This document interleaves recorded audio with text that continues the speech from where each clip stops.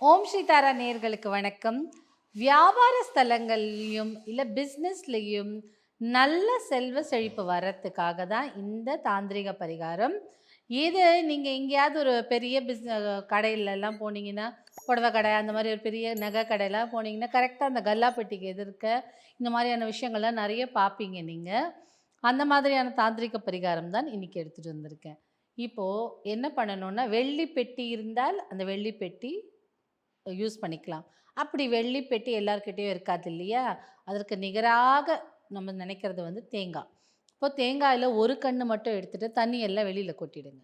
கொட்டின பிறகு அதில 709 நெல்லு போட்டு அழகா சீல் பண்ணுறதுக்கு நீங்க தேன் மெழுகு அந்த மாரி கூட யூஸ் பண்ணி சீல் பண்ணலாம். பண்ணிட்டு அத நல்லா ரெட் துணியில கட்டிட்டு பூஜை அறையில வச்சு மகாலட்சுமி மந்திரம் 108 தடவ சொல்லி சின்னதாக மந்திரம் ஓம் மகாலட்சுமி நமக, இல்லை உங்களுக்கு மகாலட்சுமி காயத்ரி மந்திரம் தெரிஞ்சா அது மாதிரி நல்லா தீபத்தனலில் காட்டி அதுக்கு தீப தூப ஆராதனை காமிச்சு கல்லாப்பெட்டிக்கு நேராக கட்டிடுங்க. அப்படி கட்ட வசதி இல்லை அப்படின்னா எங்கேயாவது ஒரு இடத்துல அந்த கல்லாப்பெட்டி இருக்கும் இடத்துல சுற்றி எங்கேயாவது ஒரு இடத்துல வச்சுருங்க. அப்படி வைக்கும்போது உங்களுக்கு பணம் எப்படி வியாபாரம் ஜாஸ்தியாகி உங்களுக்கு பணம் வர ஆரம்பிக்கும்.